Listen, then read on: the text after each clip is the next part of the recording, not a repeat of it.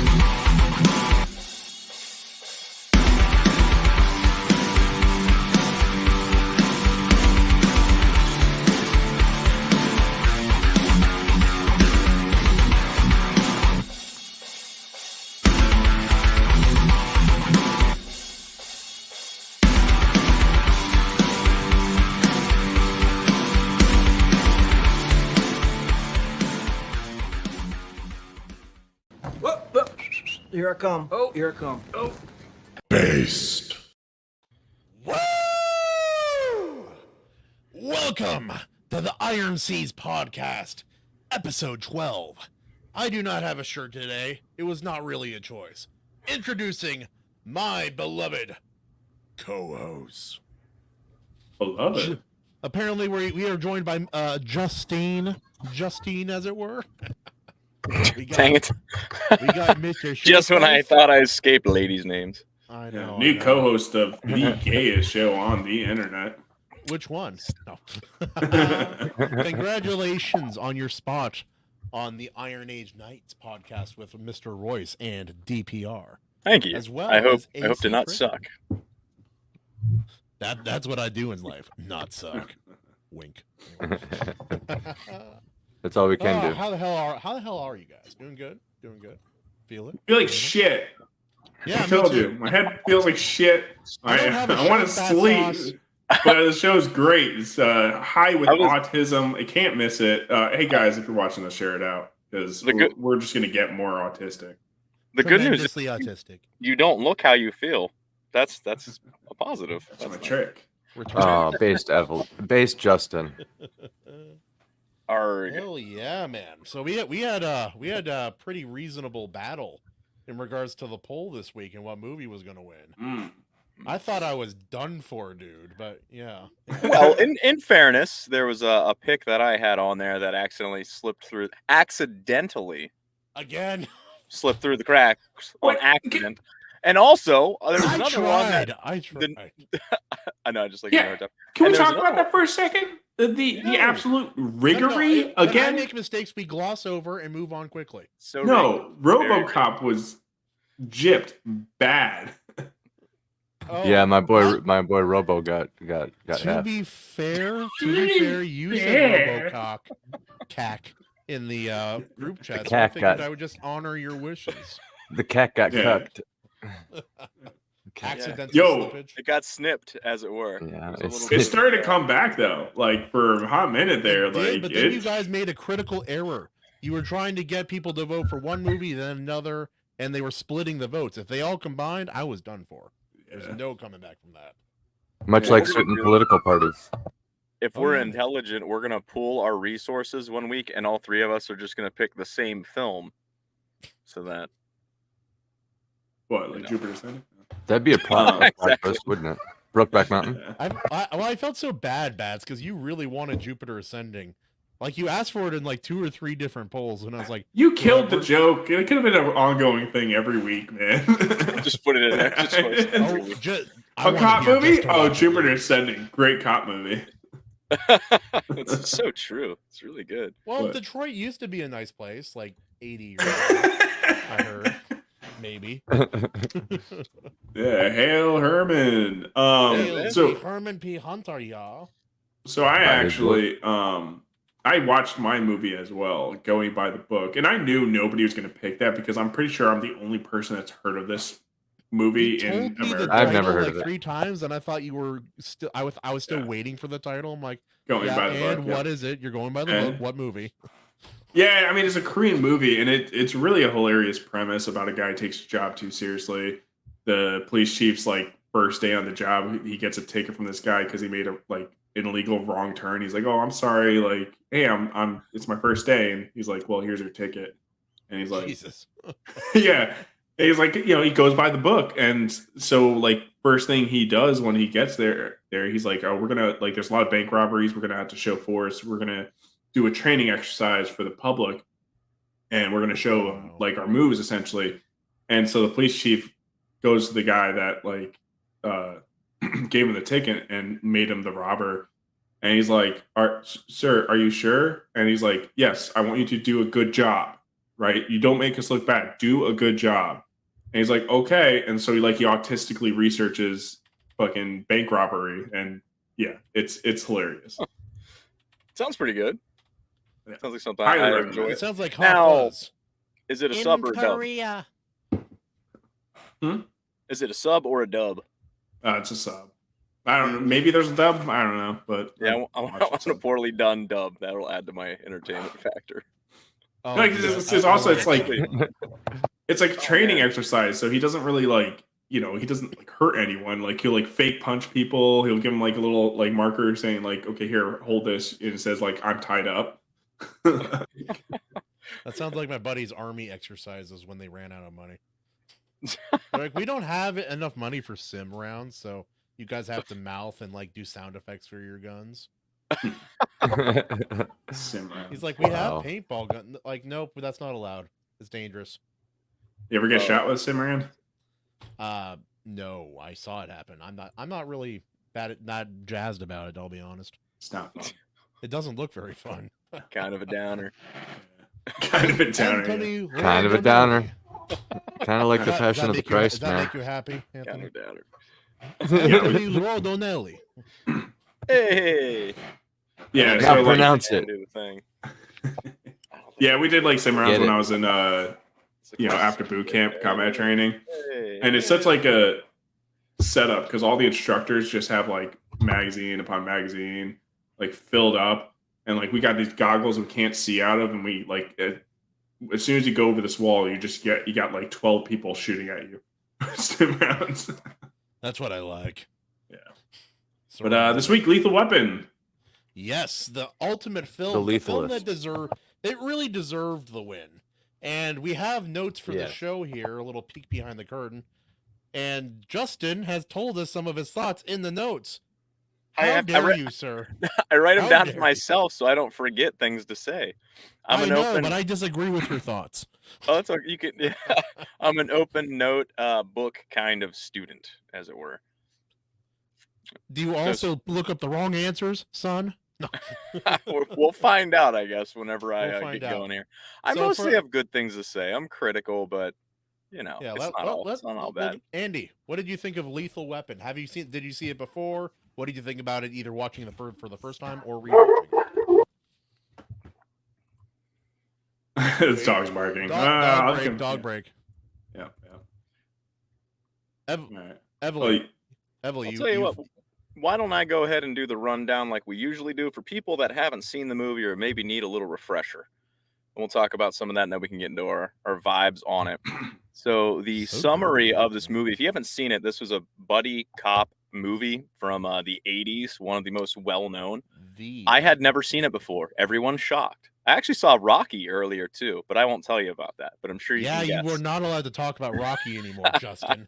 I know. I've been cut off by I have 7 or 8 different circles of friends that are like, you're dead to me. Anyways, with Lethal Weapon, this movie came out in 1987. And so it says, following the death of his wife, Los Angeles police detective Martin Riggs, played by Mel Gibson, becomes reckless and sliding in the sewery, if you know what I mean. When he is reassigned and partnered with Roger Murtaugh, played by Danny Glover, not to be confused, though I will, with Donald Glover, Riggs immediately clashes with the older officer. Together, they uncover a massive drug trafficking ring, and as they encounter increasingly dangerous situations, well, Riggs and Murtaugh, they begin to form a bond, a social link for Persona fans out there. Riggs' volatile behavior might just help them apprehend the criminals. If it doesn't, K-word them both first. I don't know if I can say that. Can I say that one on YouTube too, or is that one also banned? Unalive. They were Delete. unalived. Okay, I did good. Delete. This movie cost $15 million to make. It brought in $120 million smackers. That's an That's American, rad, real boys. American dollars from the 80s. Whenever they You know, when the dollar was actually worth something. yes, 7.6 out of 10 on IMDb, 3 out of 5 on Common Sense Media. That was just on there. 80% Rotten Tomatoes and an 86% 5-star review on Amazon. Yeah, that's about right. And like, truth be told, as much as I love this movie, I think the sequels are more popular and I think a little bit better in some ways. At least the second one is. I think, that's a pretty good rundown. Emily, since you're already going, man, like, what were your basic thoughts on the movie going in? Like, had you seen it Sure. before?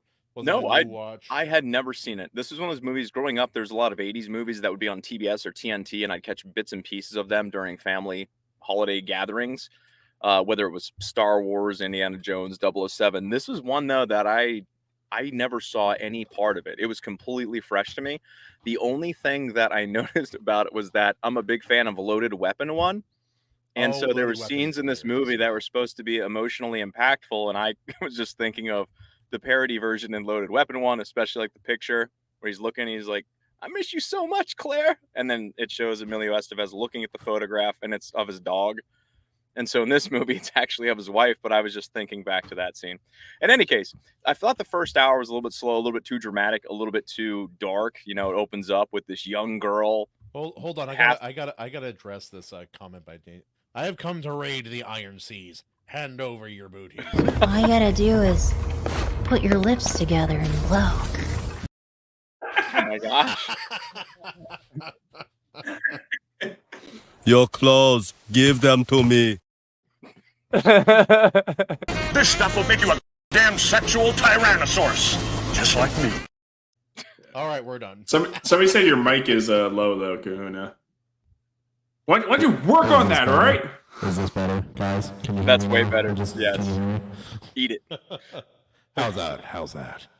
Ooh, that's real nice. So I like while it. the dogs aren't barking, I was gonna say there's a scene in this Lethal Weapon movie. This is my first time seeing it. There's a scene in there where like Mel Gibson is like putting a pew pew in his mouth and like acting crazy and gonna self delete, and like that actually was like so well acted that it disturbed. Was it Like- acted? Right, Like- right. That's where I'm he at. was acting crazy. Yes, acting crazy. Crazy. But yeah, I have to, I mean, it's for just a buddy cop movie. It was impressive. Just saying.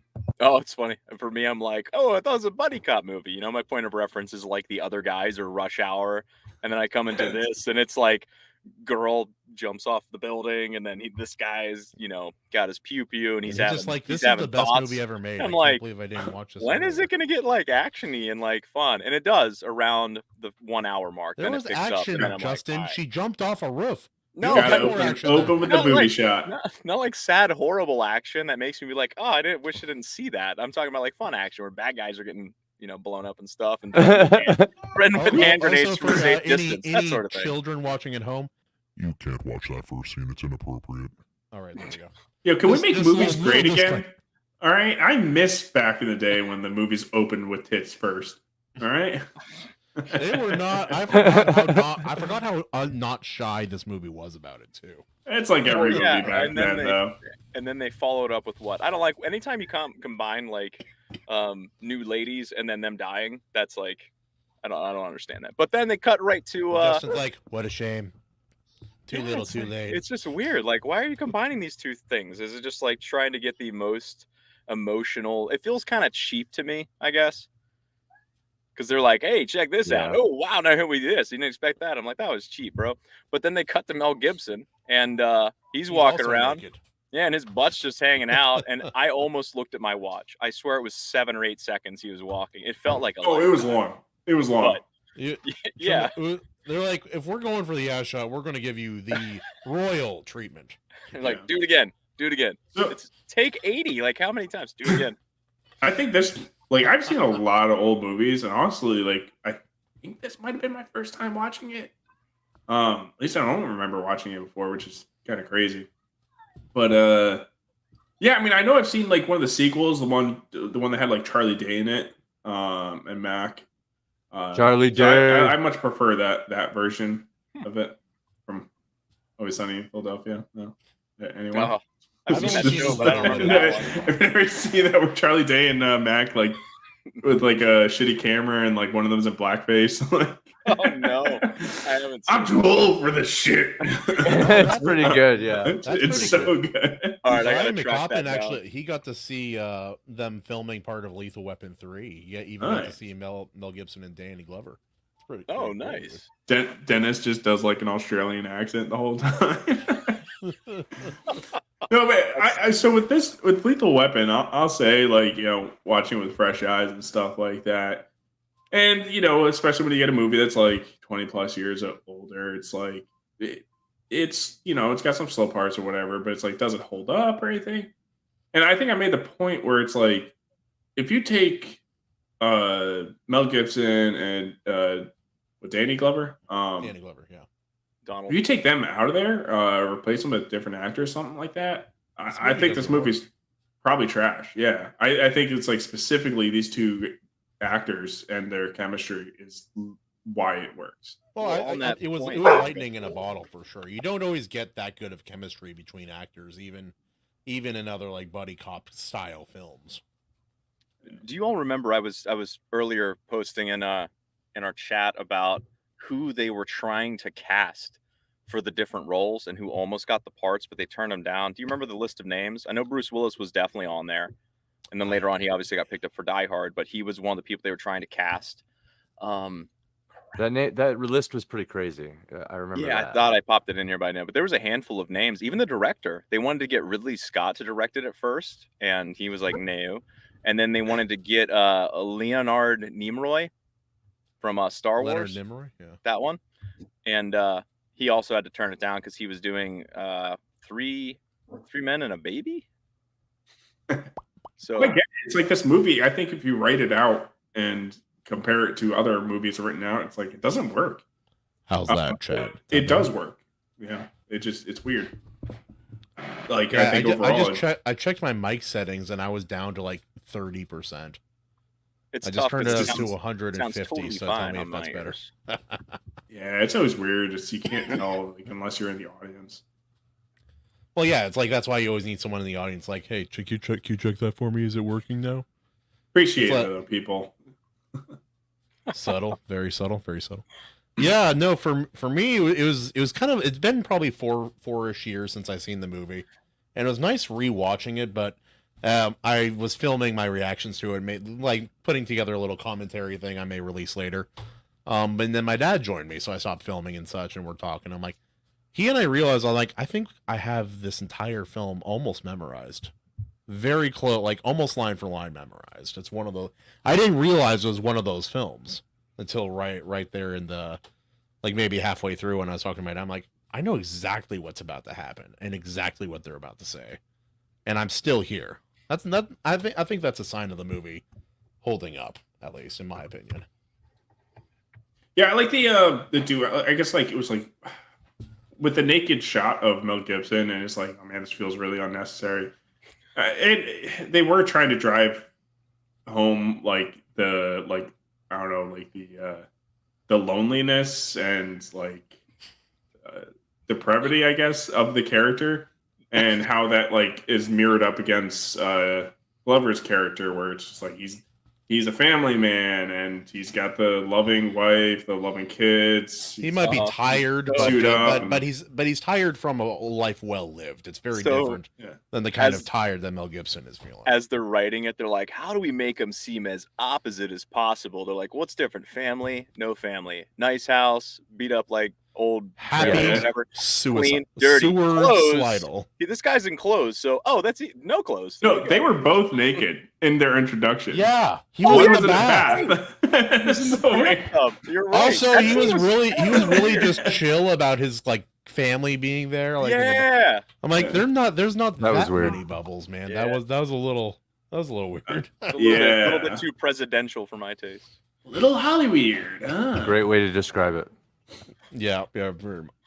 But yeah, again, if you take out Danny Glover, the dynamic doesn't work. But if you take out Mel Gibson, like I've never seen a movie where he doesn't bring his A game or try to at least. And when he's crazy, I believe he's crazy. When he's sewer slidle, as in a sliding down the sewer, I believe it. Like every emotion that he's trying to convey in the film, I thought really came across very, very well. Yeah, was he acting? Maybe not entirely. Yeah. Oh yeah, just slap. Yeah.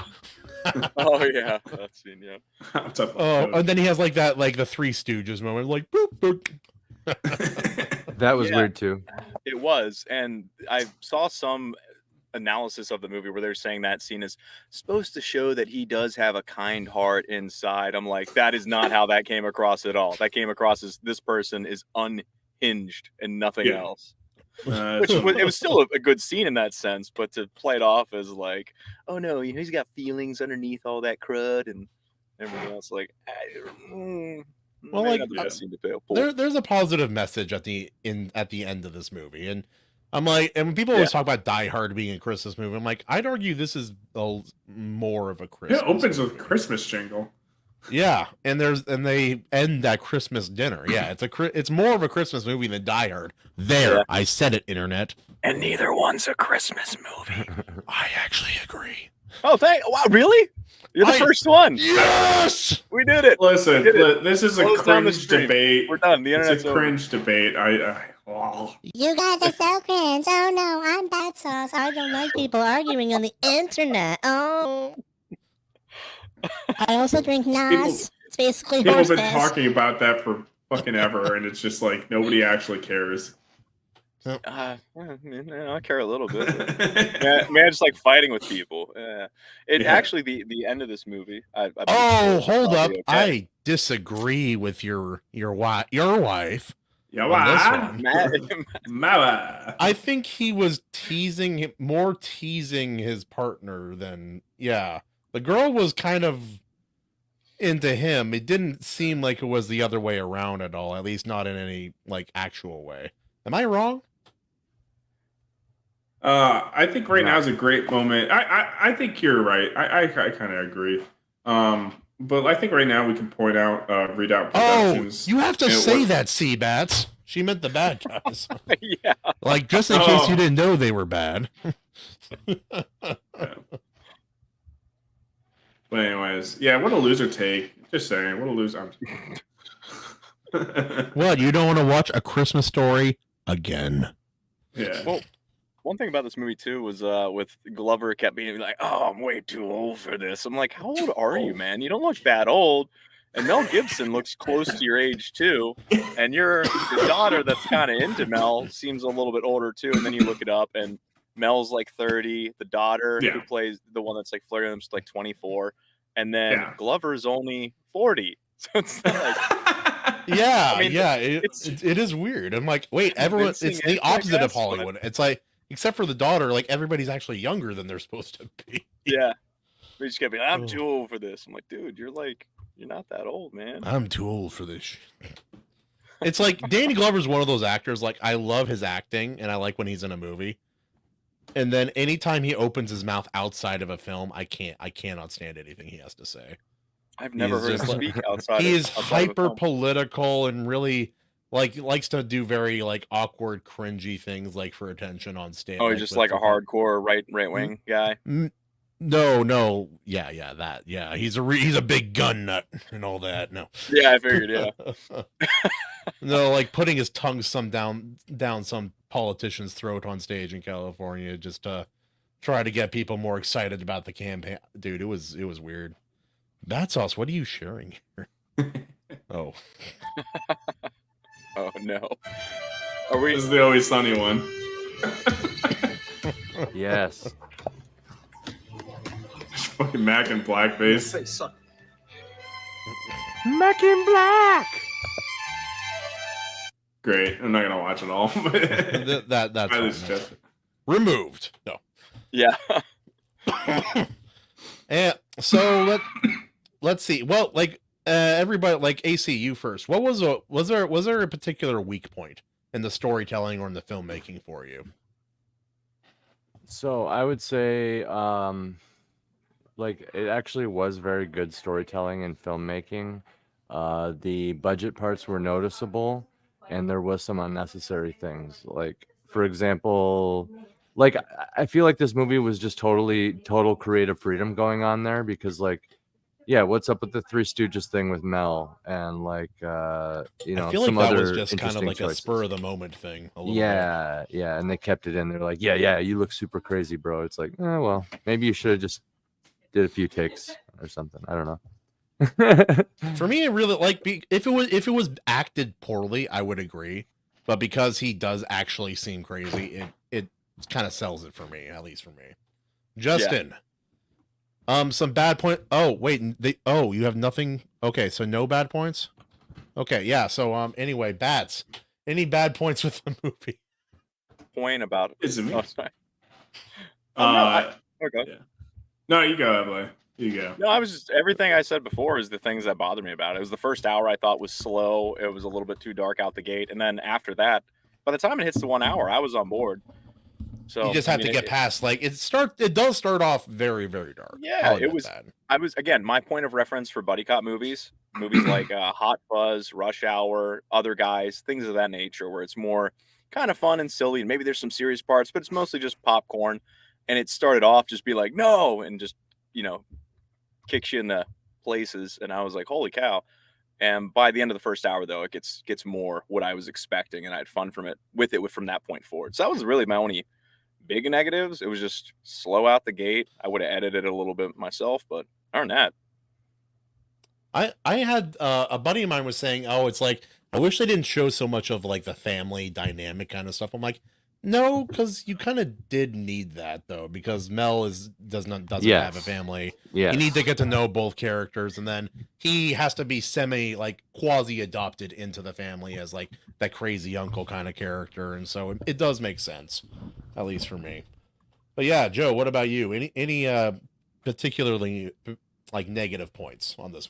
Yeah, I mean, like Justin said, yeah, I mean, it kind of suffers a similar issue like a lot of these older movies have, where it's just like a little bit of editing might have gone like a super far way. But again, it's a product of its time, but that doesn't really hold it down much. Some of the action, I mean, the action's fun, right? The action's fun. They had a limited budget, and you could sometimes tell. Right. So I mean, but the important part is when you do have a lower budget like that, you keep it fun. But it's kind of funny. It's like he comes out there with a grenade. He's like, I'll blow us all up, and it's like they're all very safe range from that grenade. Yes, which they prove 3 minutes later, and he actually throws it at him too. She gets chased down by the helicopter. I think they had to rent the helicopter for like one day, because they'd have these really weird tracking shots of the helicopter overhead. So that was like the best part with the action. Like the person they got flying the helicopter, doing those stunts and everything like that. I'm like, man, you don't see that in movies today. Right like, this is awesome. Yeah, it was kind of insane. The only helicopter, real filmed helicopter stunt that I like more is in The Italian Job. He flies into the parking garage with a helicopter. He has like 8 or 9 inches on either side of that thing. Freaking intense, dude. That's what she said. Did she? Anyway. Yeah, like the other thing I'll say, and it's just like, I don't think I'm the only one that thinks this when I watch a movie like this, and I'll preempt this, what I'm about to say, as it's really fucking weird that I have this thought, but it's just something that kind of happens in 2024. You guys watching this, and you're like, hey, look, see, like they got a black family that's kind of represented well. Like that kind of goes against what they say today, and I can't help but think, I'm like, why the fuck am I thinking this watching this movie, and how absolutely annoying and grating having a thought like that come across your head like that. I'm like, when you recognize it too. Yeah. Well, like I had a similar thought. My thought wasn't black specific. It was more like, oh, a family in a movie. What a breath of fresh air. Yes, that enjoys being around each other was the other thing. Like a nice family. A family you could actually, like, you could imagine yourself being a part of and being happy with. Yes. That's an incredible thing. That's something that was so common, I think, in the 80s and 90s, and media, to your point, has gotten away from that. And it's really irritating, because even watching a movie like this, I was like, oh, this is nice. Like this family dynamic, that's fun. And it's just like the fact that you feel that way because it's never shown anymore. Sort of a different level of that thought has to enter my head. So it's, I get what you're saying, just a different way. It's so weird having like I don't know, because you do feel like you get gaslit super hard with modern media takes, and it's just and then you gotta like you watch the things from back in the day, and they're like, no, you're wrong, and I'm like, why am I even thinking about this? This is weird.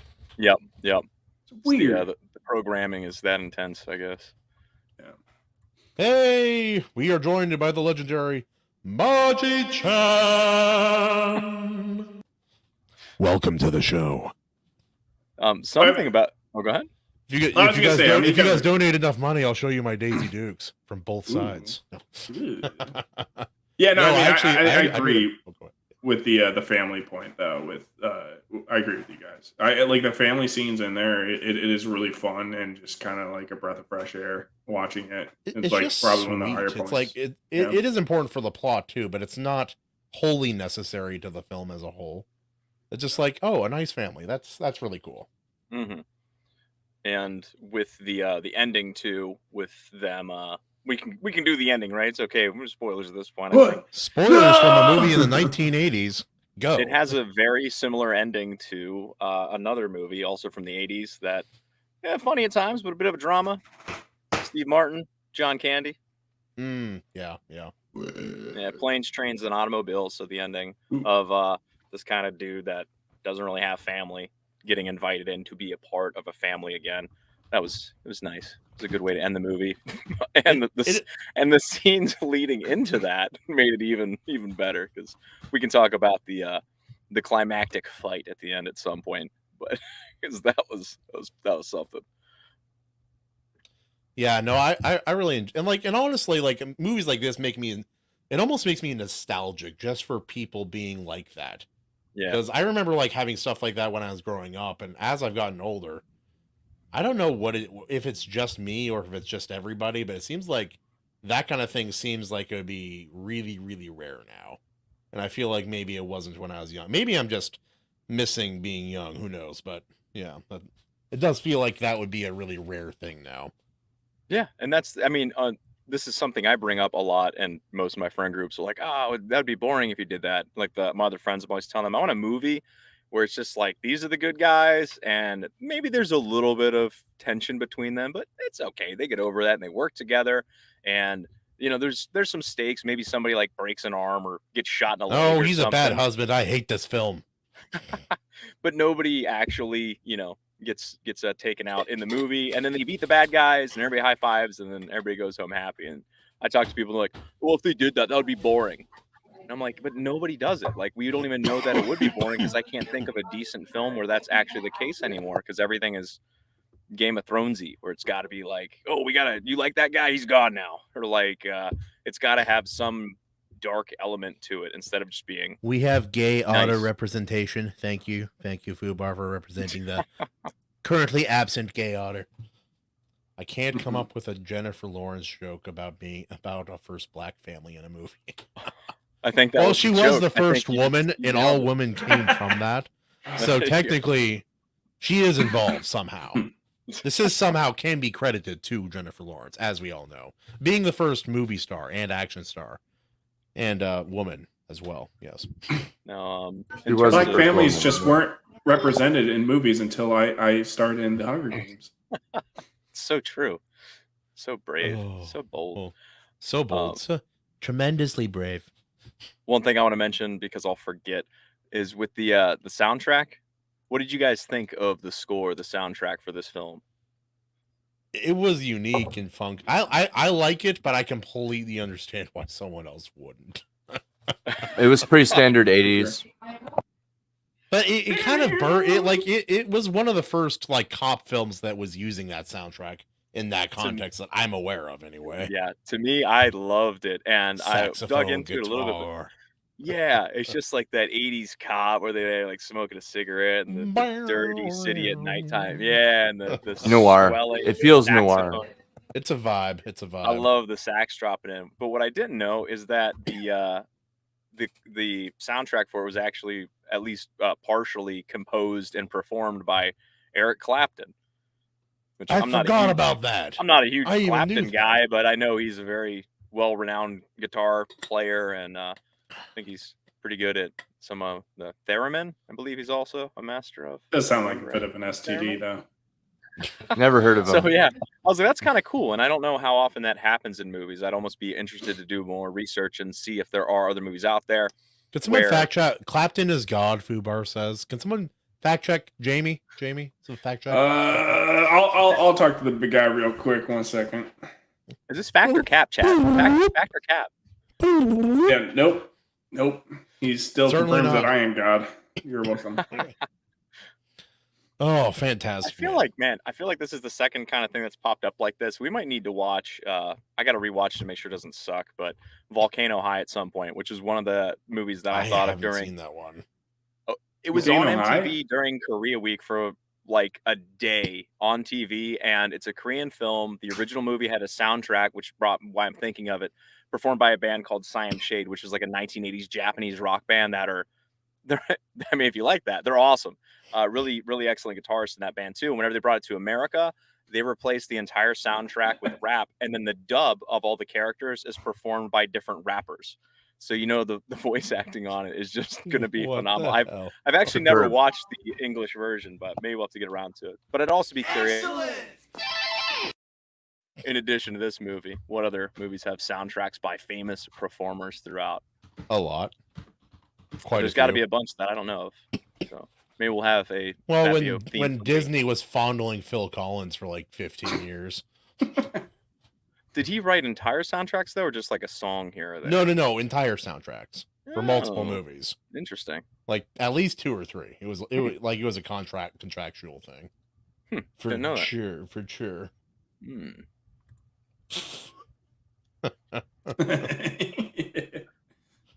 I love when couples fight on the internet. It's it's great.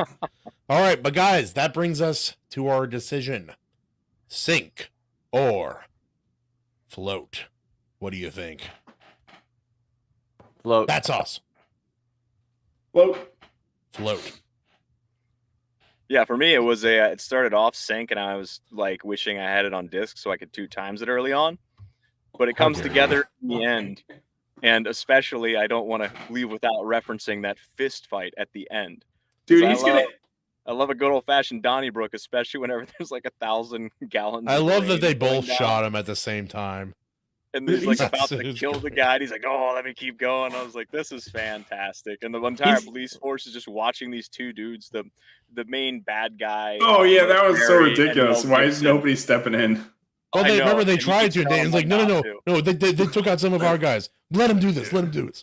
Yes. Oh, that Yeah. scene was fantastic. Yeah, what are you gonna get like the copy of my book and be like, can you record this so I could 2x it? Like, it Bro, gets- I- You yes, two-timing maybe. son of a bitch. Dude. That is oh, bro, that is maybe the strangest thing about like It's I don't know. I don't actually- understand it. You're it's like you're like an strange to me. alien.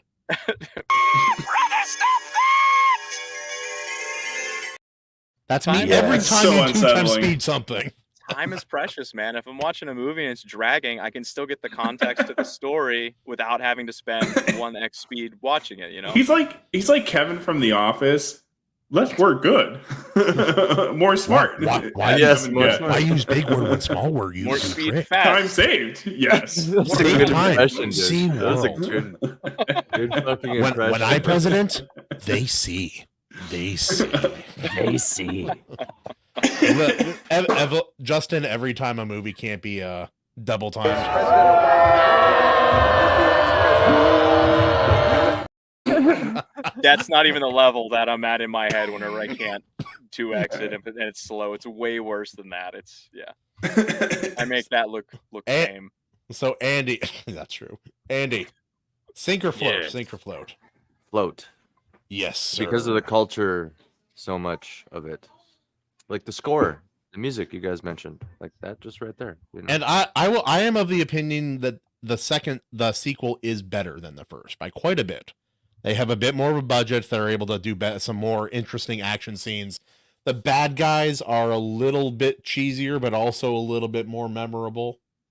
And the same energy comes back tenfold, and the humor is upped a little bit as well. It's a lighter movie and a funnier movie. I got a better budget.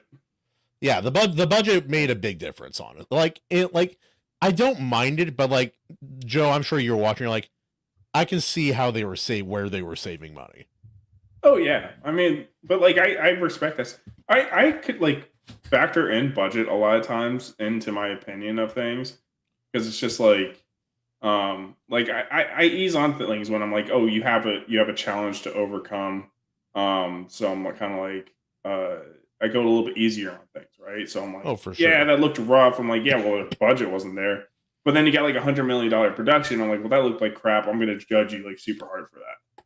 Oh You- yeah, you have no excuse. Yeah. And with all that being said, the action actually, the stunt work was really good. Actually, I Oh, thought. yeah. Like the fighting, some of Yes, the stuff yeah. they had to do physically. It felt nice, which is what I want in a good. Well, like I said, the helicopter scene alone, like, kind of made the movie for me because I'm like, this is so cool.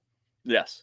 Oh, that cracked me up whenever the helicopter is chasing the daughter and she's driving a limousine and she makes zero effort to maneuver away from it. The helicopter just pulls alongside her, and she's like, "I'm just gonna keep going straight at the same speed." And I they're know not she's in shooting shock the or car; panicking, but- they're playing bumper cars with a helicopter. Yes. There's no But- way this can go wrong. Yeah, it was awesome. And actually, the original script, the guy who wrote it, I forget his name, but he threw it in the trash and then dug it back out, and it got reworked a bunch of times. But in the original premise, he was going to have, what the heck was it? Like they shoot a helicopter and it blows up and it's full of cocaine by the Hollywood sign, and then the Hollywood sign burns and cocaine rains down all over Hollywood. And You they get a had bit The more of that. You symbolism. get a bit more of that in the second and third. Yes. That's That would've been- fantastic. Yeah. That would've Oh, been Maji Chan just brought up a really upsetting point. Just think, one episode of The Acolyte is equal to the entire budget of Godzilla -1. It's more expensive. One Holy- episode of it's- Acolyte is more it's like expensive 14 than of them. Godzilla. Yeah. Kangaroo humping fuck. Yeah, it's crazy. Dude. That's embarrassing. Embarrassing for anyone who worked on The Acolyte. Holy smokes, dude. Because when I found out how small the budget was for Godzilla -1, I was bamboozled. It's embarrassing how much they were able to do on a small budget. You save money from you don't have to do a whole diversity consultant. Like you just save money in a lot of areas. And also they do this whole thing where they like plan the movie out and they don't like do Disney Reshoots has a constantly, whole separate budget for reshoots because they plan to reshoot everything. which and it's doesn't make insane, and it never it's works. Stupid. It's stupid. Yeah, but Also, play that clip. real quick.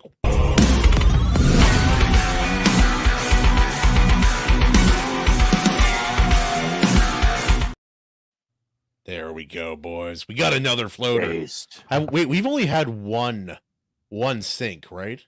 I debate that because y'all weren't here, but fucking AC tried to say that Titan AE floated, and that shit did not float. I That still think it stunk. floats. Like the opening was like the first That just makes you a beta cuck. 10, 20 I'm a minutes of beta the cook movie for Titan. were fantastic. The rest of the movie was like, Joe Whoa, talking about I how do it not doesn't remember. float, and AC's just like, Have you any last words before you walk the plank, sir? You can't do this, you maniac! You can't do "McCop- this, you maniac. McCoppin." When was the last time you rewatched that? I remember very fondly of that movie. I'm like, yo, this movie's like gonna be like awesome. And then I rewatched it and I was like, whoa, that is not awesome. Again, the first 10 to 20 minutes, amazing. Downhill after that. Did you? I watch have it? never, I West never Story? actually saw it, so I don't know. Was that the I week didn't I was either. gone? Yeah, it was the week. It was when we were in Italy, or when I was in Italy. Yeah. We were in Italy. Oh my god, it's like Seabats doesn't exist. Well- That's awesome. I am Mrs. Sauce. Yeah. I'm sorry you're so wrong, McCoppin. Oh, what did you say? He's like, yeah, he saw it like 6 months ago because kids. I don't know. Treasure Planet. Yeah. We figured out Yeah, a couple we- things yeah. about the movie polls right away. We can't have 20 movies. We limited it to 4. One movie per person. Because I had to put together all that nonsense, and it was a pain in the royal ass. Never doing it again. That, and then we had we need to pick movies of a similar theme, like have a similar category at least. Because we figured out any animated film is pretty much going to win. Almost. That's not always. true. It's not true every time. Not we usually every get time, but surprised. Like It most of the is a time. rule. It is a rule. It can be broken, but it is. a Wally lost. Yeah, Wally lost. I don't know. It's usually very I surprising. mean, to be what fair, it ends is up being against the GOAT. After Earth. How dare you? I forgot to pick that. I can't, Joe. I can't believe you're trying to make us watch Afterbirth on camera. I am so, dude. I thought I thought people would vote that just to spite us. I thought they would be like, I'm gonna make them watch a shitty Will Smith movie where his son can't act and he can, and it's gonna be terrible. That was an Look, oxymoron. To the chat, this is not like a contrarian take about Titan AE. Look it up. Like Herman B. Hunter, I people think Bat agree Sauce on is the this. contrarian of the group. I usually am, but with Titan AE, I am not a contrarian on that. It sunk the entire production company, like they're the same people that did like Anastasia and stuff, and then they dumped a bunch of money in this, and it destroyed their company. Is that where Karate Kid gets lost on Pandora? What? Oh yeah. It took me a second to- I don't Oh my understand. God. I don't understand Eagles. the joke, but I would watch that movie. Tiny, or no, sorry, not Tiny. Karate Kid on Avatar. Yeah, it's That's After shit. Earth. That's Oh, I shit. thought you meant That's why like it was yeah. Daniel's See, son, Bats comes in with Karate kicking Avatar. He's the contrarian of my entire life. LOL. It's the wrong Karate Kid, is what it is. Why did they call it Karate Kid? They went to China. China. Oh yeah, that's a good point. Yeah, I it's didn't true. think about Yeah. Well, no. so to be fair, Okinawa is a Japanese island. So, yeah, they went to China. Anyway, as you were saying, It was originally a Chinese island. So anyway, as I was.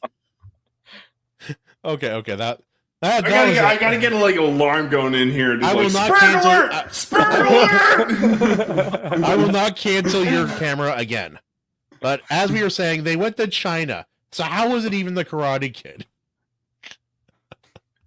It should have just been called like the Jackie Chan Kid or something. I never that actually doesn't finished sound- that movie. No, Jacking yeah. Kung Fu Kid. It has a Kung ring Fu to it. Kid. That does It sound has a ring good. to it. I They think should've they hired made him. him. I think there is a movie called Kung Fu Kid, though. I know Dirt Bike Kid What?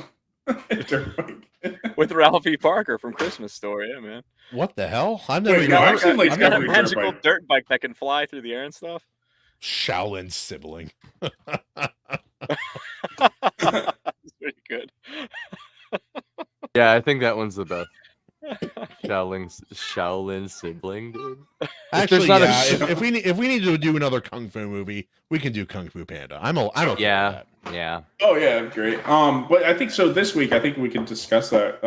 Now is we're doing Mel Gibson movie? Yes, we're sticking And with I the Gibson theme movies. here. We're gonna I do think- Lethal Weapon again. No. I picked Mad Max 2. I don't remember what anyone else picked. Road Warrior. I went with Signs. Braveheart. Oh, Wait, Wait, so what did we you- got what did- Mad what did Max you 1, pick, Mad Casey? Max. No, wait. Road Warriors, Mad Max. Road 2. Warriors is Mad Max 2. Yeah. Yeah. Braveheart. Braveheart, Signs. Oh, dude, I almost don't want to pick a movie. They're all so good. if Braveheart wins, I need to buy it on disc. The movie's like 5 hours long. You know what? I'll be the contrarian, so one of you guys can win the vote this time. Okay. I'm going with What Women Want. There we go. That's Yeah, my Mel Gibson that's a pick. great. That's a good movie. It is Oh, a you good better movie. lay that propaganda on heavy, bro. Oh, dude, I'm going full feminist on this one. We have Get to it. Cancel these male pigs wanting to watch Oh, freaking the pig. misogynistic films. So You know, the Signs, I had, have a very good memory of Signs because That's I was in a great- drive-in. That's a great movie. I was in a drive-in theater with my mom, my brother, and two of his friends. And I'm in the car with my mom, and my brother and his friends are in this blanket in front of the car. Two friends already saw Signs. So when that fucking alien comes out of the bush, Oh, they yeah. both jump up from right Oh, next that's to my mom's window and evil. go, "Ah!" And my mom starts freaking out and like slapping it, just like Dude. honking the horn. Holy That's crap. the man, yes.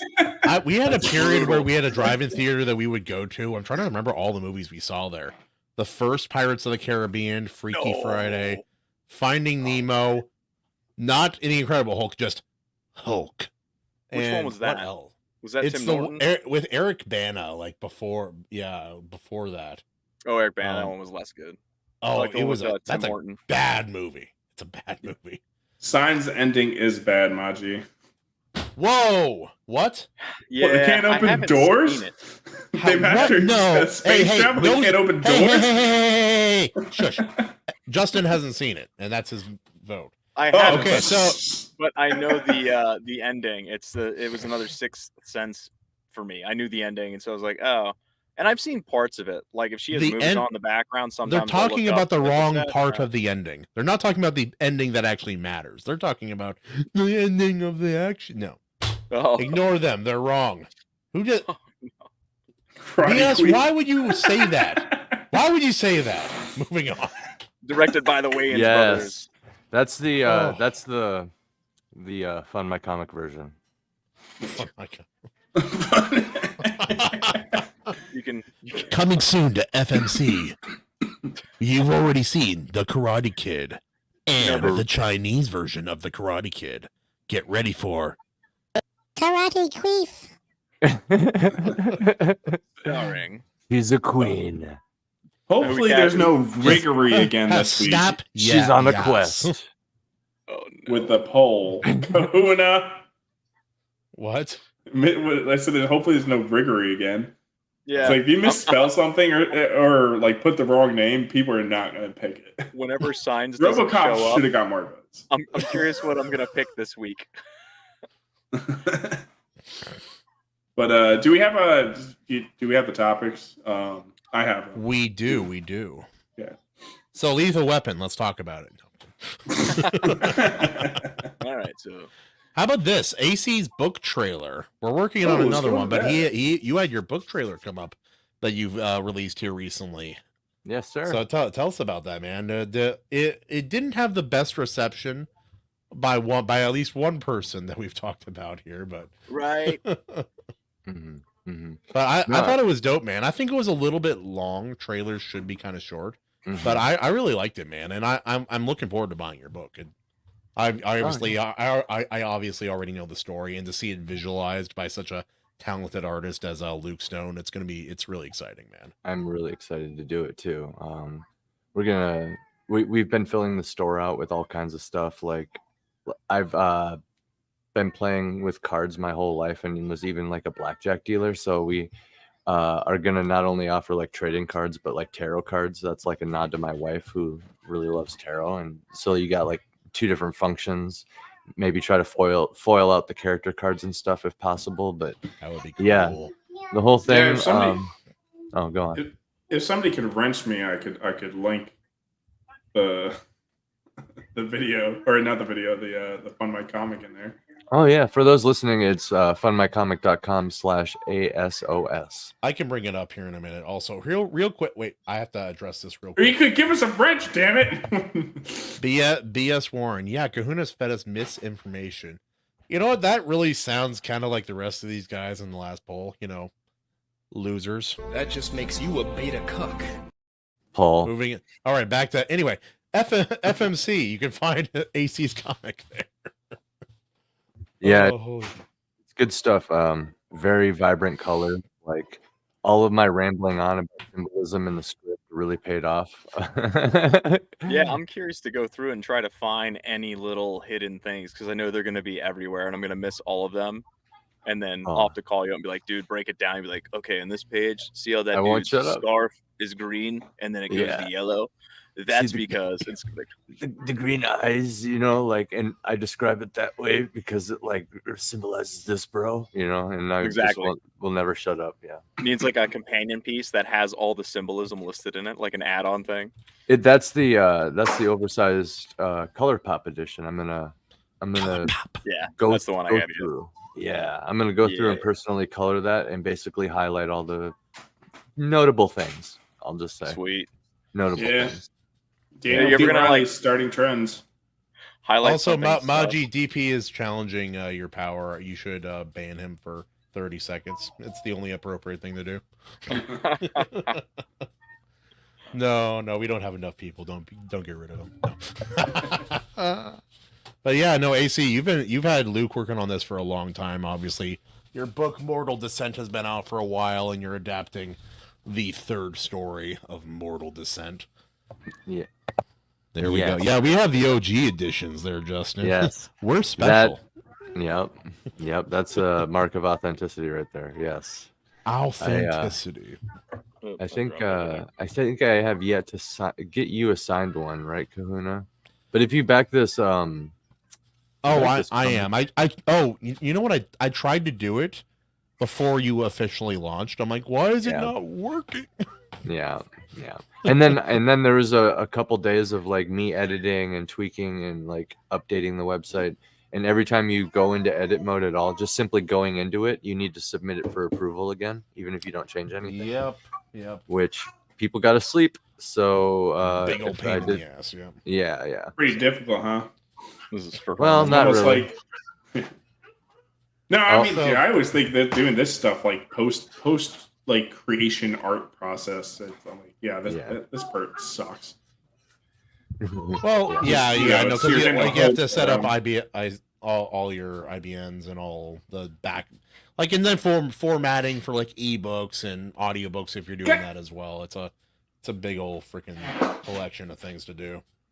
Damn it, Caroline!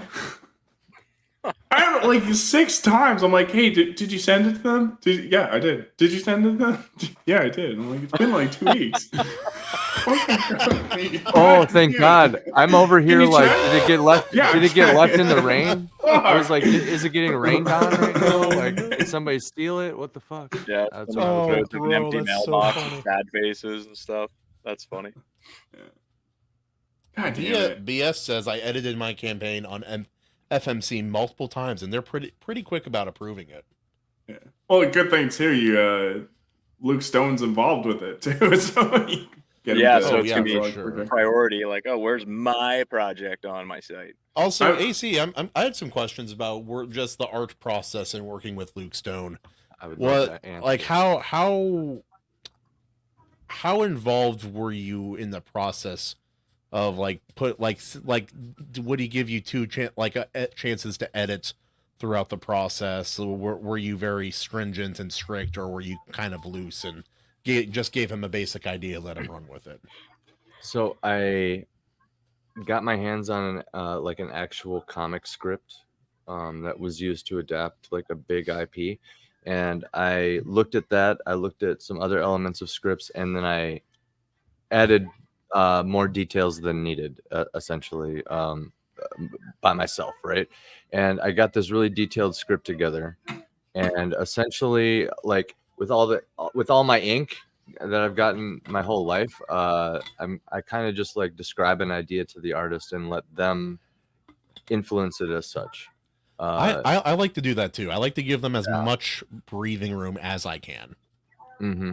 Yes, exactly. So I actually wasn't too picky. I was just like, I'm just stoked to be collaborating with such a cool guy. You know what I mean?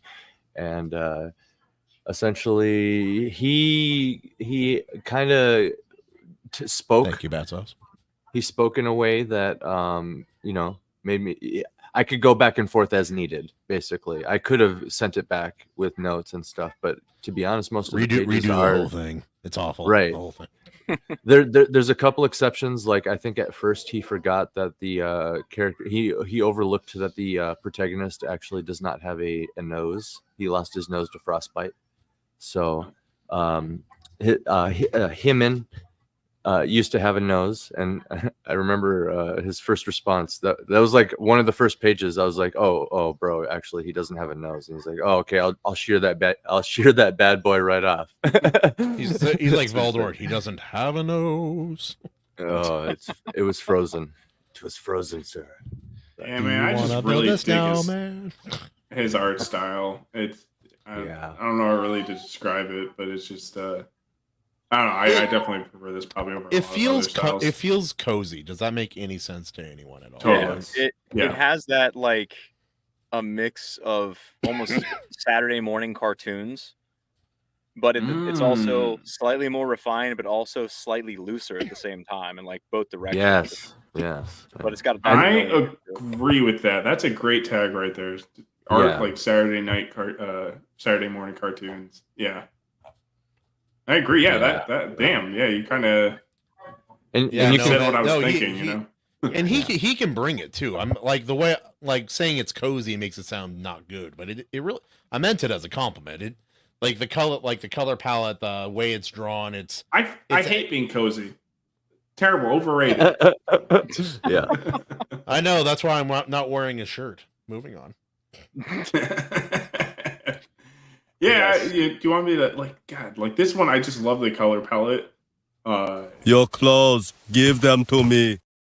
Give them. It wasn't my choice, guys. I'm sorry. Do you want me to play the video though? I'm We down. can try it. It's usually pretty scuffed this way. That's But it. let's This give is it a this is shot. the Yeah, most I've made some current. changes too. Yeah. What is This is the most current. Oh yeah. Open this fucking pit up. Fucking rage!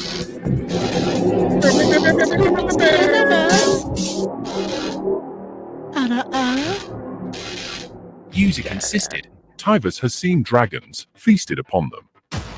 Jarl Horfist could not say which gods could save them from the storm approaching, only that all roads led back to the winter gods, the mother of life and father of death. This is our home now. Himin bitterly thought, A wooden casket to die in somewhere over the endless water, and a balloon to send off as a gift to the father. he shuddered, not from the wind, but from an icy feeling of unease creeping up his spine. At least I can feed the fish. He mumbled, spitting over the side. Then the cycle can continue, and I'll be reborn as a Leviathan. He looked to his twin sons, Seagull and Pidgeot, consumed by religious debate and every bit the image of their late mother. Him inside. My boys, though, their time has not yet come.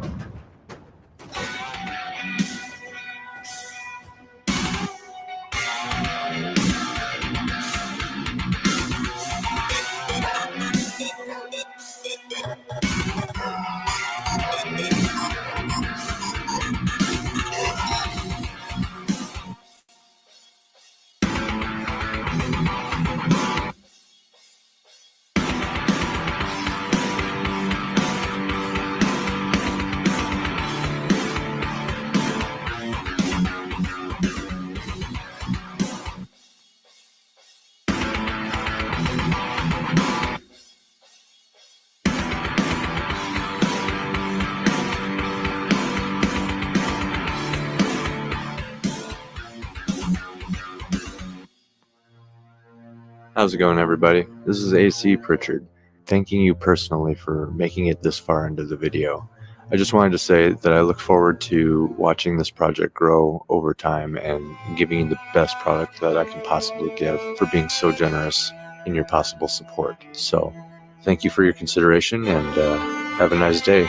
Let's see where the road takes us. Cheers.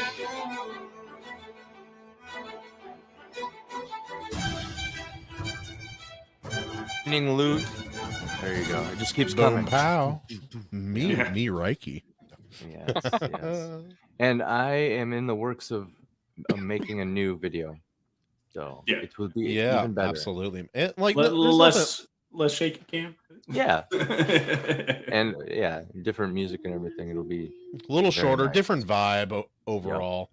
I like the editing on it myself. There are a couple things I would have done differently, but again, like everybody edits differently, so it's always I always like seeing how people are going to approach it myself. It's interesting. Mine always come out like a music video or like a lyric video.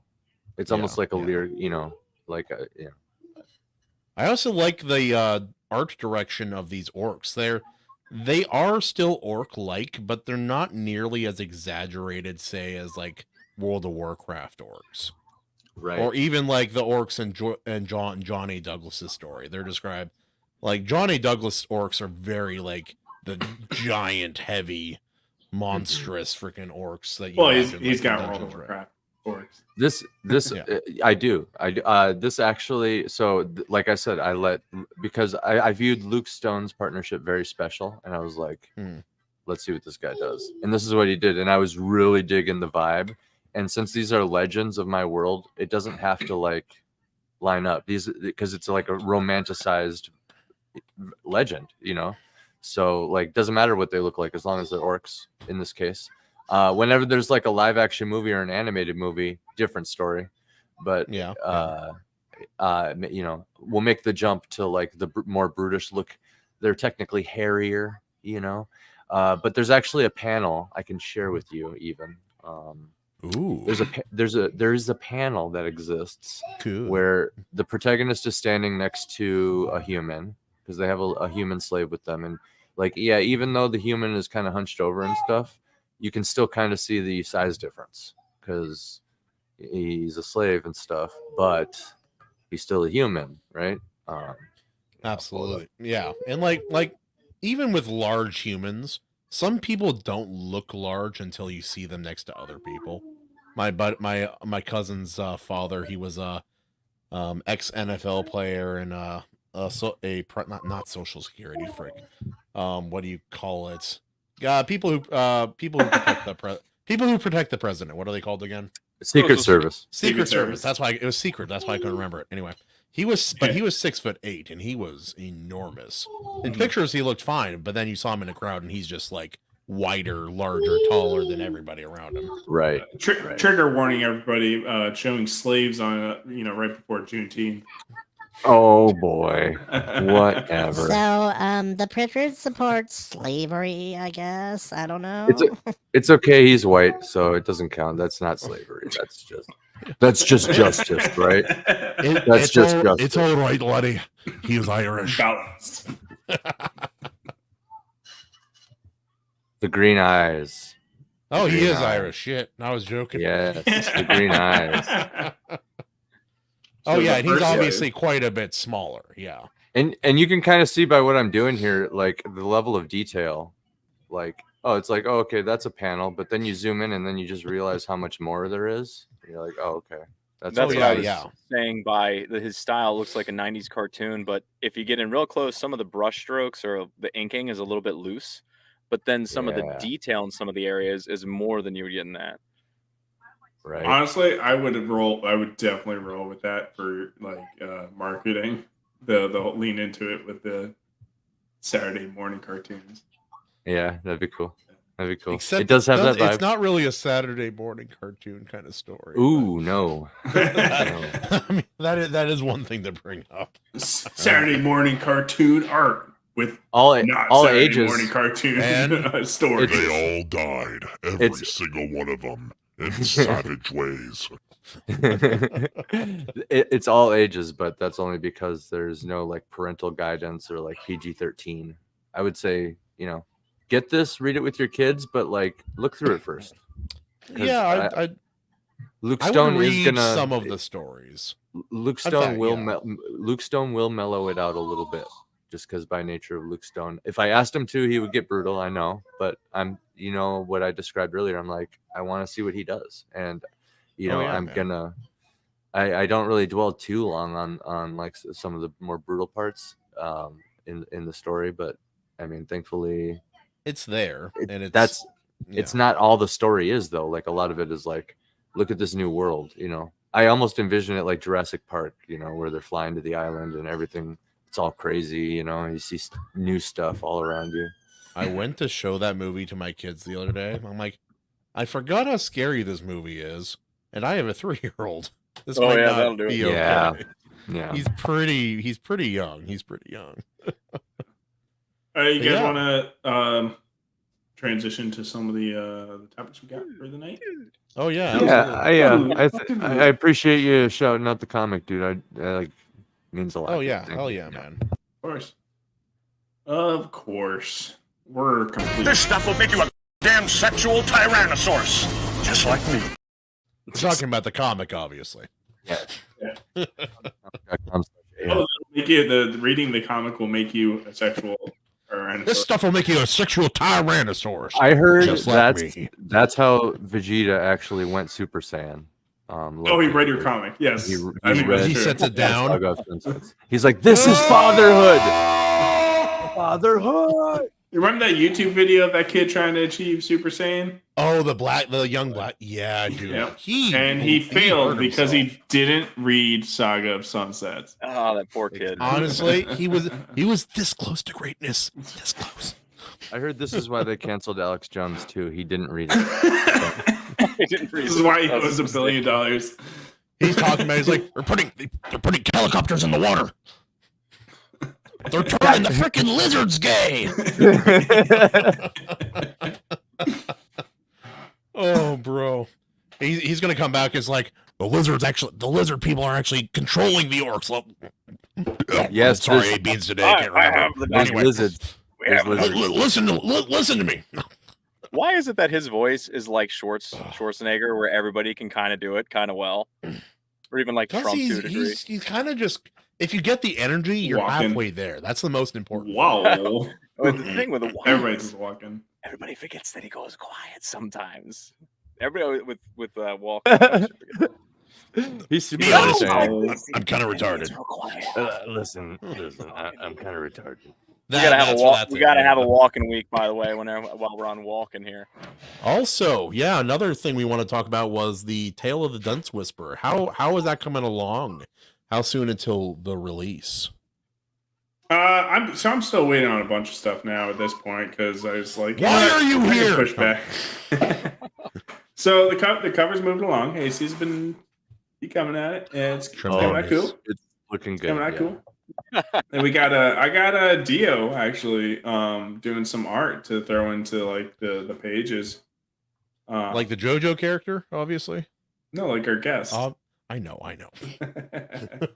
Mia Dio. You thought it was me, and it was. It's me, Dio. Anyway.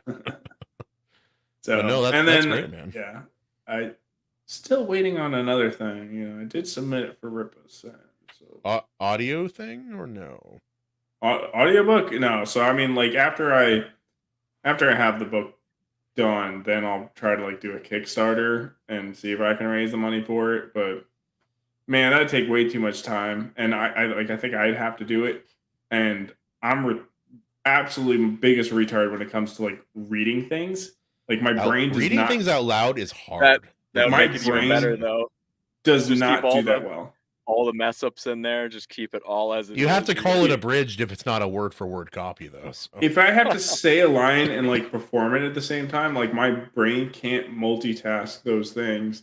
So it would take like forever of me repeating things just constantly. So I'm like, oh man.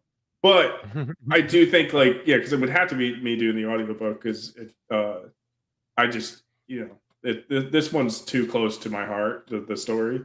And there's songs in it, and I'm like, I don't think I'm going to be able to get somebody to sing those songs, and I can do it. You'd be surprised, but yeah, you could do it. Well, yeah, but one of the songs can be an opera. Can I find somebody? They'll do a lot. They'll do many things. And can anyone do an opera besides me? Can somebody Mongolian throat sing? Like one of those songs? Justin learned how to make my song for my channel. Wait, was that legit? I thought you like. Yeah, that was him. He asked me for like a sample of like 4 songs that I kind of like the energy of, and he's like, "Oh, dude, I've never done Mongolian throat singing." I'm like, "Oh, well, I kind of just like the vibe of that song." You know, he's like already learning, looking it up right now. Yeah, it's I taught myself. Okay, you go. Sorry, Jason. I was gonna say. No, it's your turn. No, you go. You go. You go. AC probably knows about this as a a professional for real musician singer. That there is types of singing that if you do and you don't know how to do it, you usually hurt your voice until you learn how to not hurt it and still get the sound you want. And that's how the Mongolian throat singing was for me. It was the kind of thing I got ballpark enough. I want random people to tune in and be like, what is this? I could fake it, but after the takes I did, my throat was shot for like the next day and a half. It was not quite right because I don't know how to do it properly. I could just get there and I know. And then I'm like, then I felt bad. You're like, no, it's my idea. I'm like, oh, and then I listened and I'm like, it sounds so good. He's like, all right. Also, here's the master file. I can't hear the difference, but you can do whatever you like. I'm like, I listen. I'm like, oh, I can definitely hear the difference. Good. Oh, I love when the musician's like, no, here's both versions of the song. It doesn't there's no difference. And you're listening like, oh no, I can hear it. I can hear it. This is my headphones. So Carrot qualities. CBATS brings up a good question. Is it a self-insert? Well, the question above that. So is it a self-insert? And I guess because that's one of our topics for today, right? Real quick, also, right before that, just because it's quick, Brian McCoppin's second book in his series is coming out, Ivan and Ivor. in the next 10 days, dude. Yes. I adore that first book. Right. It's one of the only Iron Age books my dad's actually been able to read because his eyes are so bad. He was able to listen to it on Audible, and he really enjoyed it. Yeah, if you want to be a guest on the show, you're gonna have to hit us up early because we are booked with guests. So we might be able. We're turning people away. You wouldn't believe. Yeah. And that book, I was lucky enough I got to beta read it, and I really enjoyed it. It's you beta read? I only Sigma read, bro. Sigma. Yeah, I Sigma read it.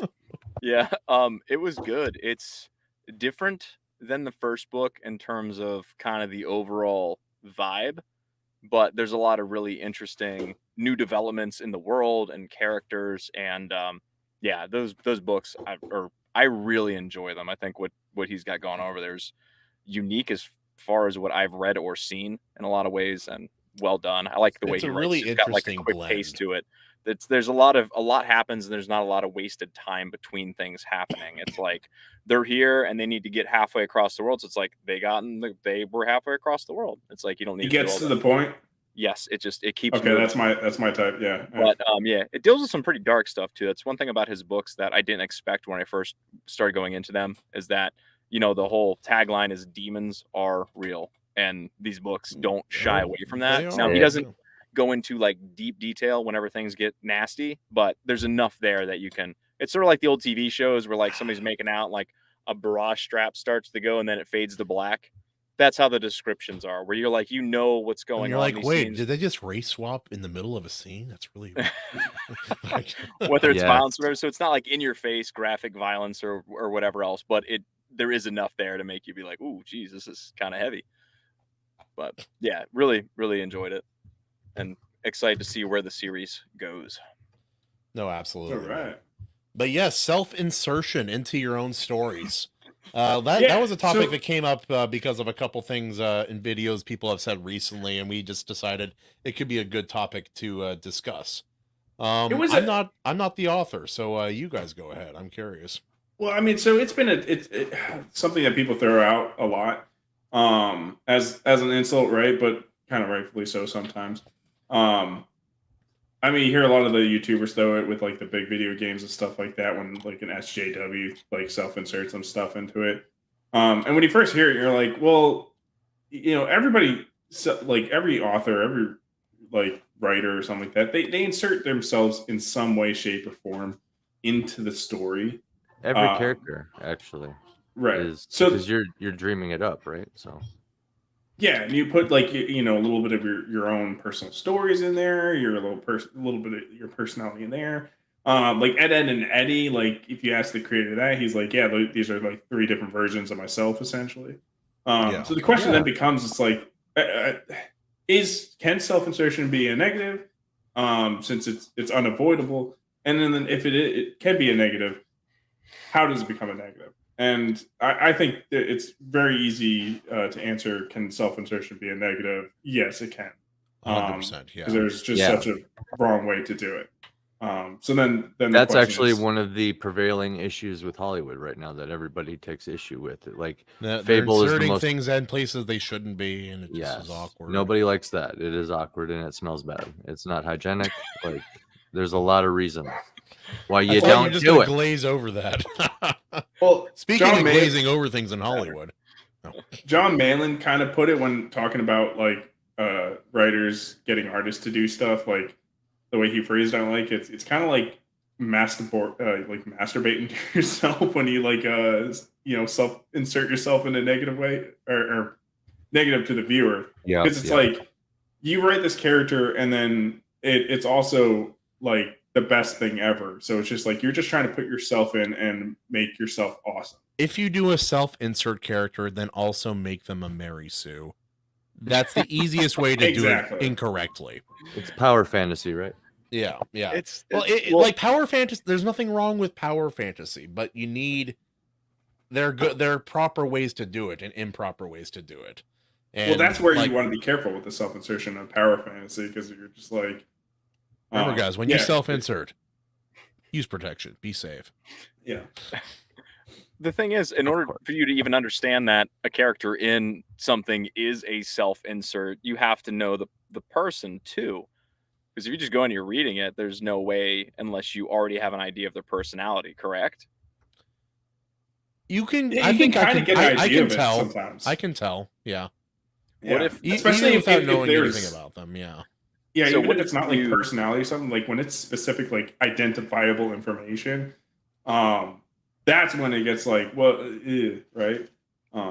Yeah, if you like the person though, let's say you do know them, and you're like, I Mhm. really enjoy watching this person's channel or their body of work or whatever, and then you get something where they are a self-insert, I would enjoy that. So I think it could be something that depends. might make the story It- fun too. Well, it depends how it's self-inserted. Is it like literally this character is a self-insert and he's also like Mary Sue? Then it's cringe. I don't know. I might still have fun with that depending on who wrote it. Like if it's a Steven Seagal it depends on what it self-insert, is. Like, I'd argue that Seagal? every character you create is built partially off of yourself and other people you know. Yep. Like, you're not doing any. Like, you don't want to do anything wholesale unless it's a biography, like a nonfiction thing.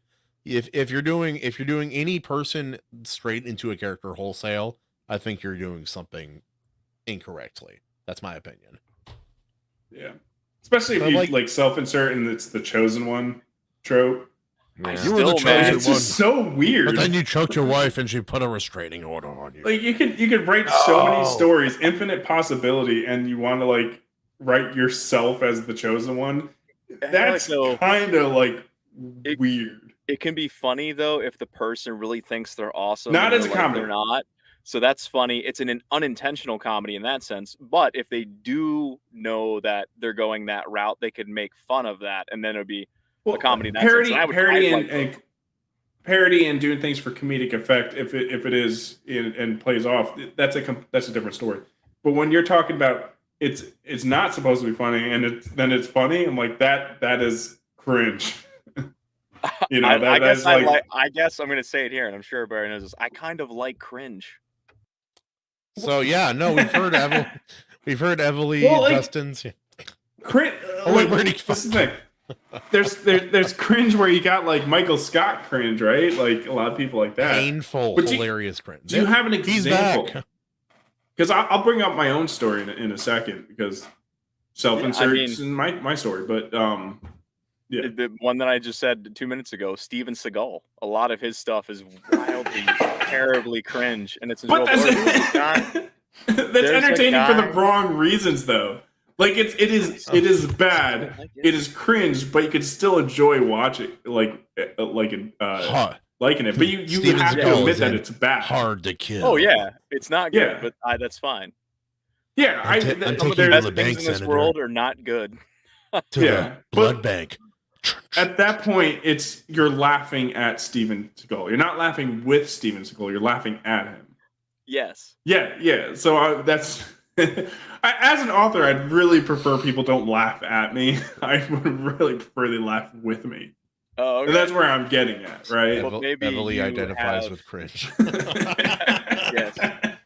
I'll take it. I'm fine with it. Yeah. I do too. Don't worry. I guess I don't know. Would it be better to have them laugh at you or not be there at all if you had to choose between the two? Because I think with some people, they just go. Well, if you for get a it. paycheck, it's nice. Yeah. Yep. I don't know. Money It's, wins again. I don't know. I think when you put I'm not intent- cringe, but I self-identify as cringe. So Cringe. I think I if you have an self-identify intention as money. behind your art of how it like you can have intention how it might be perceived a little bit, and if you fail at that kind of really suck, right? yeah, well, it's like you don't need to put your politics directly in your story, but people can still kind of gather what that energy be like. Think of Suss it out. Oh no, what the picture of Dorian Gray. It's a very well written book. It's an interesting read. Like I thought it was a really interesting read, but I thought like when I finished that book, I put that book down and said, the guy who wrote this is a scumbag, and I know it. And then I looked it up. He was a scumbag, and I was right. And it came across very, very You knew clearly in his writing. Like I just imagine Steven Seagal every time somebody like comes up to him like, dude, your movies are hilarious. I imagine he gets very upset. And he tries to put him in the arm bar. He's like, just try and like stop it, Yeah. Steve. Wait, did you guys ever Stop see it. that old martial arts clip where he's just like, Which one? Minimal, you use minimal energy Yeah. and you just swipe them away, and like they were falling down. Oh with, yeah, like yeah. these little touches. Dude, Yeah. it was so funny. His technique is just that amazing. Legend. No one can withstand it. It's just he uses the energies of the universe to incapacitate you with minimum effort. Really With have to try. Yeah, I mean, if you guys can come up with other examples of self-insertion, there obviously is so many. It's been done. I can't right show it on a lot. stream. I was waiting for a joke this whole time. We knew it. We knew it. All you gotta do is put your lips together and glow. I knew it was coming sooner or later. Wow, Yeah. wow. My book that's to be Dunce Whisperer, the main character, and the stories you go through. It is a self-insert, right? Because like, all these like adventures you go on, a majority of them are based off of real occurrences that I went through, right? But yeah, and again, hopefully people don't cringe at that. And I would say the difference with me doing it is the fact that like I don't like the characters has a lot of flaws, and the character is not necessarily like I'd say he's like got my personality, but you know he's nothing else like identifiable. He's like outside of that. Well, it's like I've even had stories where the female character had aspects of my personality in there as well. It's like Yeah. And it's like, because it's not my whole personality, it still translates well in the story. Like, and then like I'll have like a weird tick, and I give that to like a side character. I'm picturing a book, and there's some lady that she just never has a top on. She's just constantly losing. Constantly. We don't know. We don't know what's happening. That's the truth. So yeah, it like I'm not doing a chosen one trope.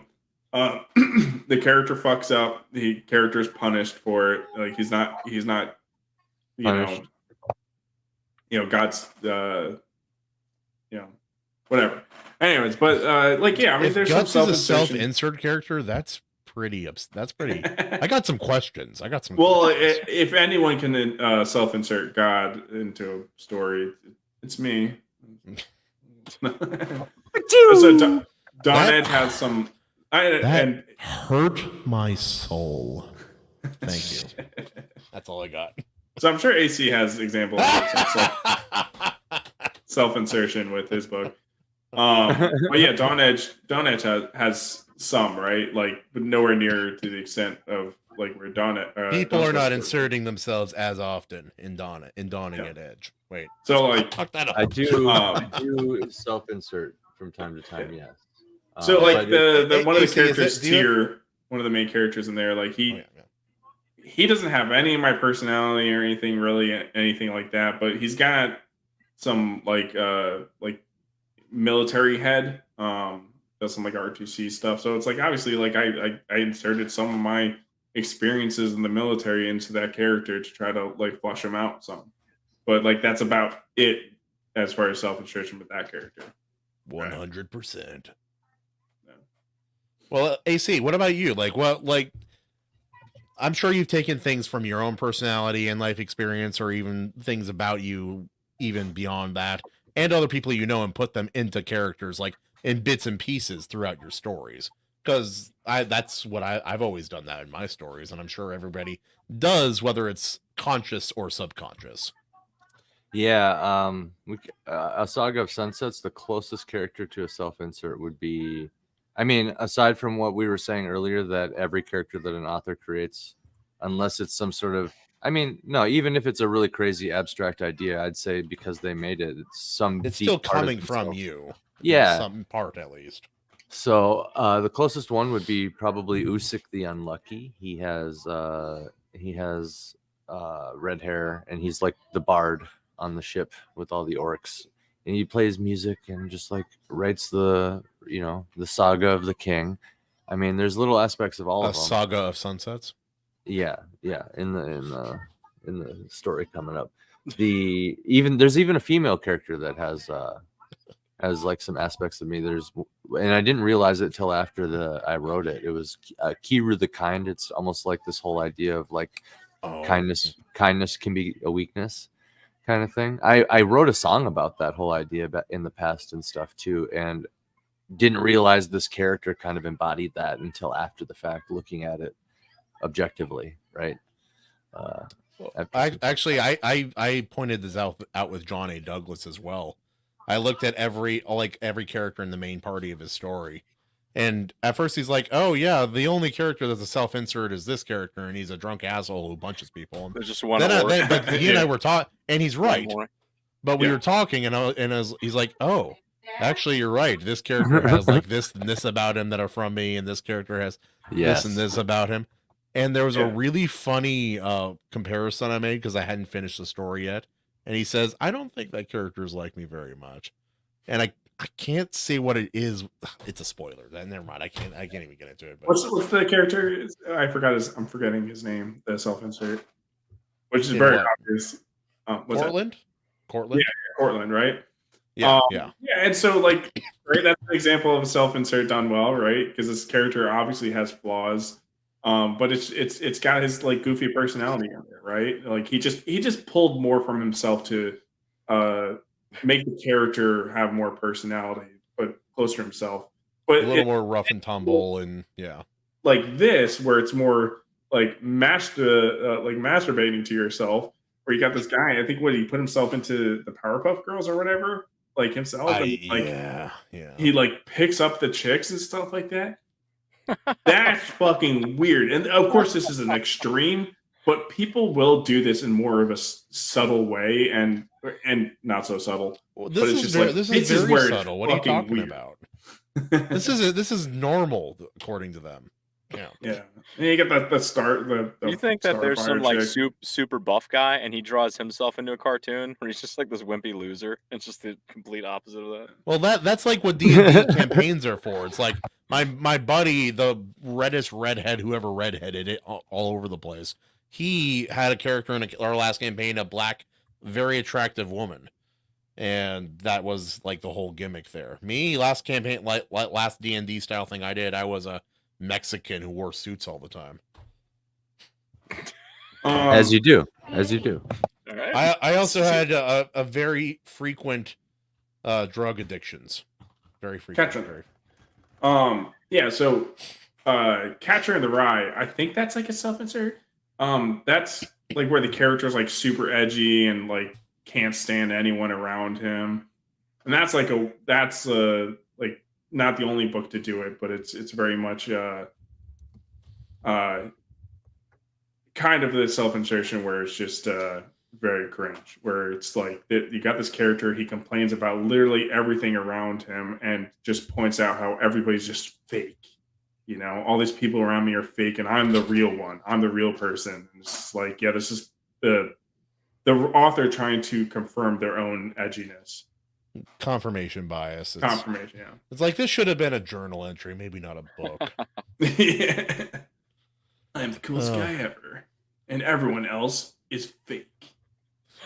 That sounds Everybody sucks but me. Yeah, and it's like going back to that idea that a character can be it can contain an aspect about you based on how you see it that doesn't necessarily represent reality. I'll use one that I'm aware of that because I was thinking about it today. It was in Stormlight Archive. There's this character named Yasna, and she is this very atheistic, very high intelligence. Whoa! Spoilers! I'm just kidding. Spoilers. She doesn't believe in God. Just kidding. And she's very what do you call it when someone doubts everything? What do you call that? Nihilistic. Skeptical. Yeah. She's very skeptical. And part of where he got that character from was the skeptical part. Because he is not a skeptical person compared to maybe your average, but in the religious kind of circle where he operates, because he is a Mormon and all that, he's considered skeptical by them. So he transferred that kind of feeling of being skeptical. Skeptical. Like you with the pudding pop and the skeptical. But yeah, no. So like in a really weird way, a character that is very little like him in real life still has something of him in her character, which is interesting. Also, Seabats is based because she's seen Stormlight Archive. Anyway, Reddit. There we go. Well, she's been in the car when I'm listening to it. That's really. I'm a proper a lefty man. I don't read. I listen. Raven Nevermore. Good day. Yeah, man. Thanks for hanging. Oh, thanks for hanging out, man. Also, thanks for reminding me. I do need to buy more silver. Yeah. Yeah, I would say we have other topics to talk about, but leave room for a fuck you. No. Yeah, we have other topics to talk about, but I guess we probably should leave that to the next show because we're running to getting late, and then also these other topics we probably talk about for quite a while. Also, real quick. Justin, you got some more music stuff coming up here soon, including some stuff maybe for this show and some other albums coming up soon. Some music for you've been busy with music, man. Yes. Something I'm behind on like 9 projects. I know you are, but you get it done, man. It's good. It's so good. Yeah, I've been working on a Sparza song for like coming up on a year, I think. It's a like sometimes you get like I have an art commission that I commissioned like 4 months ago, and he's only now just starting on it. Yeah, it was one of those where it did take me a while to get started on. I knocked out the music for it, but I just need to sit down and do the vocals. So hopefully soon. I have more time on my hands with my my wife's business crazy season being wrapped up, so I should have more of a chance to get around to it. But yeah, I did a little ditty for this channel that hopefully we'll catch sometime in the future. I think it's fun. Hopefully the fans, all of our fans, our adoring fans, enjoy it as well. I got the song for Sparza. So me and Chillkid are doing a track. Yeah, I hope they like to sing along with it. It's an easy little sing along song. We'll have to put the words on the screen or something for them. I was gonna do like the bouncing ball with it, so you could really do the sing along. But yeah. I got that, and then I'm working with McCoppin again, and actually I'm excited about that. A friend of mine, I think she's a really solid musician, really good singer, and she's got a cool voice. She's got a little bit of grit and a little bit of rawness to it. She's gonna help me with some vocals on a track from McCoppin, and then might be doing something else with Chillkid, and then eventually, hopefully, please, I can get around to working on my own stuff because I haven't been able to touch my own music. You started helping too many people, man. You're like, I can't work on my own and actually, like once this round of music is wrapped up, I was talking to Royce and Daniel, and I'm like, I'm probably gonna just not take on jobs for a while to get caught up with things, or only in special circumstances. But I'm definitely gonna have to start saying no to people because I feel bad for them because I'm slow, because there's too many piling up, and then it's just you do a lot to help your wife's business also, and you have your regular work and guys ice skating together, or hockey like some people call it.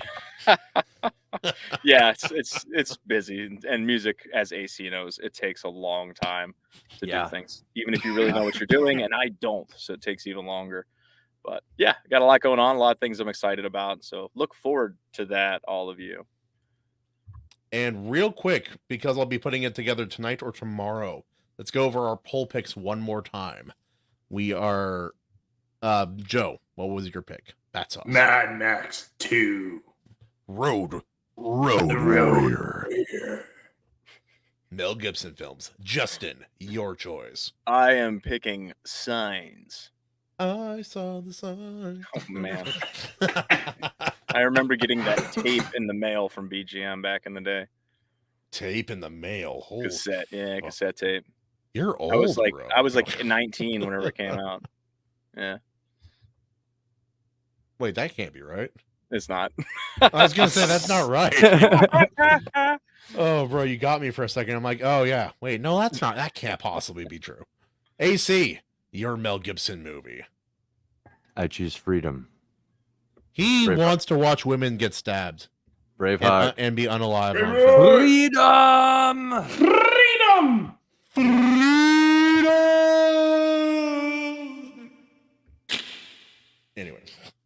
and I to be the contrary. If I win this poll with what women want, I am the king.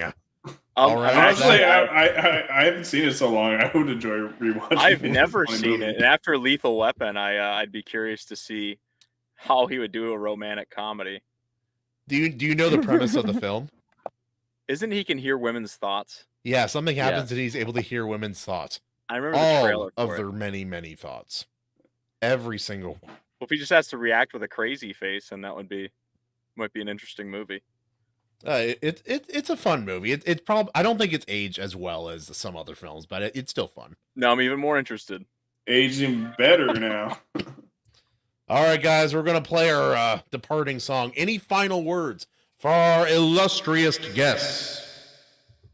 Well, we're gonna catch Justin on a show on Friday that he kept a secret from us. A backstabbing bitch. He didn't only keep it. You lied. You lied. Liar. I'm on there being like, it's probably this person. It's not. I don't think it's. I very carefully worded things to not. It's totally. Probably not me. It was a politician's. Take your stinking paws off me, you damn dirty ape!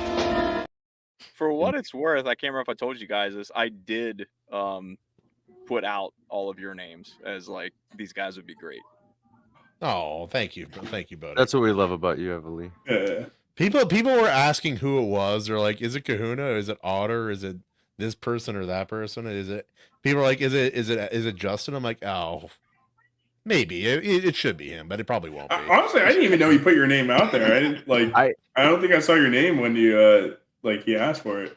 So I was just like, oh, I don't think he's. I was blown away that I guessed. Didn't really. No, Maji-chan, I will not get a shirt. More or less. I'm going to be even more shirtless next time. So yeah, hopefully I can do a good job. This is going to be the first like real show, and the guy who's going to be on has quite a resume. And there's some more. Was it again? I think I don't know if I'm allowed to. Wait, say I don't think you can spoil who's coming on, right? Because I don't know. I don't know how far out. I'm still new to all the rules. Oh, we'll figure it out later. We have a guy on the inside. He's got. Yeah, I'll tell you. I won't tell you later. No, he's got a great resume, and so it should be interesting, and hopefully it goes well. And then we got some other. And about how you act. You're just a little slut. You're just a slutty little. I guess I give off that vibe. Hey. I don't know what to say. He's just spreading him around all the shows. I have a special surprise for the intro this week, so you might want to catch it. Stay get on there right when it starts.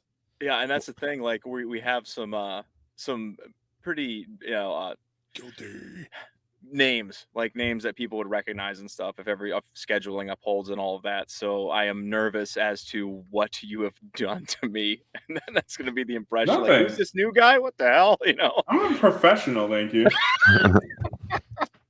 Yeah, real freaking professional. You know, it's so pathetic. Whenever I was making the thumbnail for this stream, I'm going in there. I'm like, I'm going to make Bats' face look extra crazy. I'll reverse it in preparation for whatever you're going to do to me. So I'm like, I changed my eyes. I changed Kahuna's eyes. AC, it was a pain, and for the mouth, generate happy mouths, so he has an even bigger smile. I saw the mouth. I'm like, what did you do to this? But it's got like a South Park mouth, but for some reason, I'm here for it. Man, I was getting all kinds of weird results. I'm like, yeah, we'll do that. I'll show him. So when he does something ridiculous to me, got me. Like we had people send in their responses when they saw the picture, and honestly, it was a little bit something.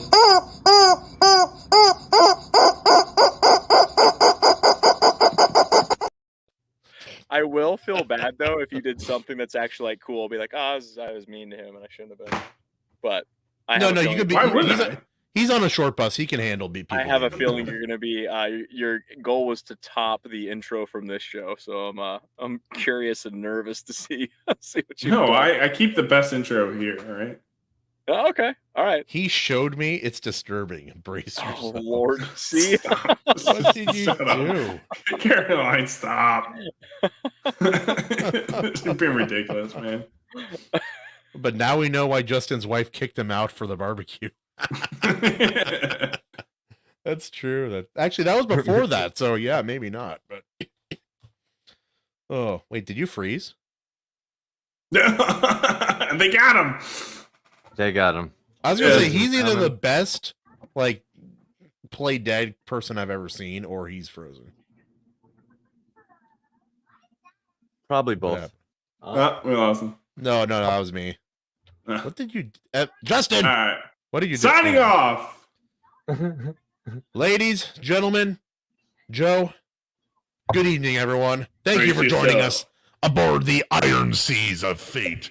We'll be back here next Tuesday on Joe's channel. No, we won't. We won't. I will be gone. It's not going to be on my channel. Why would you tell me now? I told you already. AC, it's going to be on your channel. It's going to be on AC's channel.